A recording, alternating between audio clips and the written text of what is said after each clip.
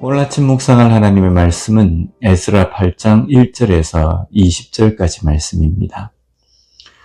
이제 성전 건축이 완성된 이후에 본격적인 유다 백성의 귀환이 시작이 됩니다. 그리고 이 일을 기록하고 이끌고 있는 사람은 바로 에스라입니다. 에스라 7장 10절 말씀에 에스라에 대해서 이렇게 말씀합니다.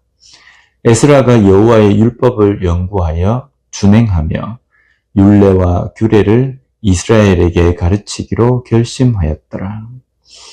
에스라는 하나님의 말씀, 율법을 연구하고 백성들에게 가르치는 사람입니다.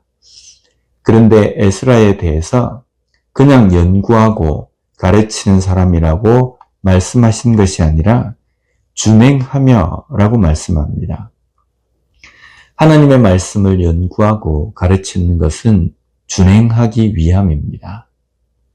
에스라 또한 하나님의 말씀을 연구하고 가르칠 뿐 아니라 그 스스로도 준행함으로 본을 보인 사람입니다.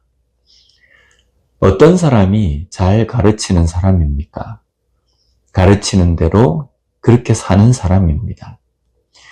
자기는 그렇게 살지 않으면서 가르친다면 입만 살아있는 사람이라고 말할 겁니다.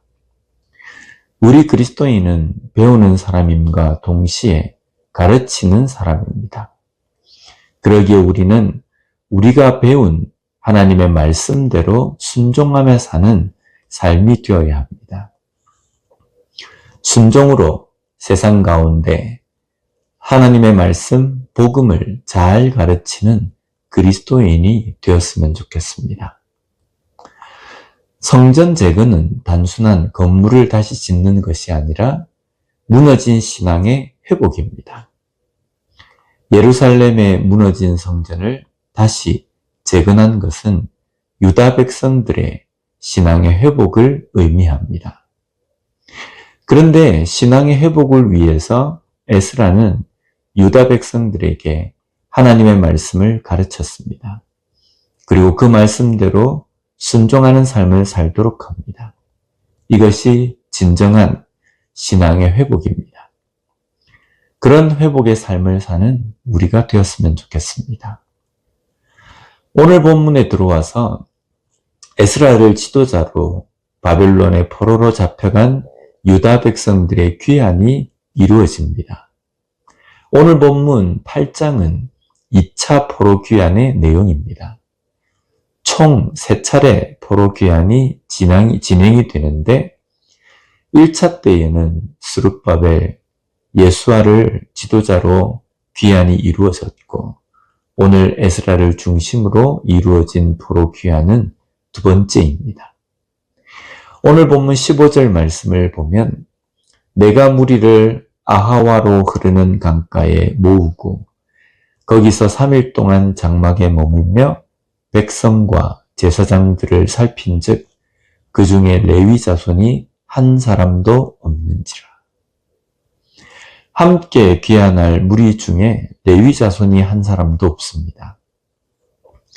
지금 에스라를 중심으로 예루살렘으로 귀환하는 중요한 목적은 성전 재건한 후에 그 성전에서 멈추었던 예배와 제사를 드리고 절기를 바로 지키기 위함입니다.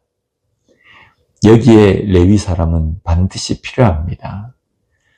성전에서 진행되는 모든 예배, 제사, 절기 행사를 돕는 사람들이기 때문입니다.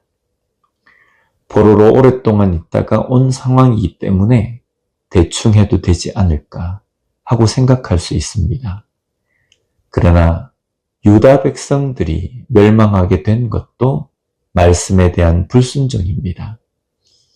그리고 다시 성전을 재건한 후에 유다 백성들이 결심한 것은 하나님의 말씀에 대한 순종입니다.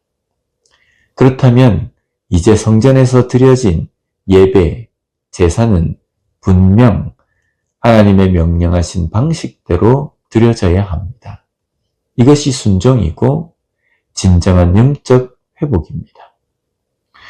오늘 우리의 삶의 진정한 영적 회복을 위해서 고쳐야 할 것은 무엇입니까? 말씀에 대해서 순종보다 대충 좋은 게 좋지 않은가 하면서 버리지 못한 부분은 무엇입니까? 진정한 말씀의 순종을 위해서 노력하고 힘쓰며 기도하는 우리가 되었으면 좋겠습니다. 그래서 온전한 영적 회복을 경험하는 우리가 되었으면 좋겠습니다. 기도하겠습니다. 하나님 아버지 감사합니다. 오늘 말씀을 통해서 진정한 영적 회복을 위해서 우리가 무엇을 해야 하는지를 다시 한번 깨닫게 해주시니 감사합니다. 진정한 영적 회복은 하나님의 말씀에 순종하는 데서부터 시작됨을 저희들이 깨닫고 우리의 삶에서 하나님의 말씀에 순종함으로 진정한 영적 회복이 일어나는 삶이 되게 하여 주시옵소서. 오늘 하루도 이 땅의 삶을 살아갈 때에 영적 회복이 있는 그리스도인으로서 이 하루의 삶을 살아가는 우리가 되게 하여 주시옵소서. 예수님 이름으로 기도드립니다. 아멘.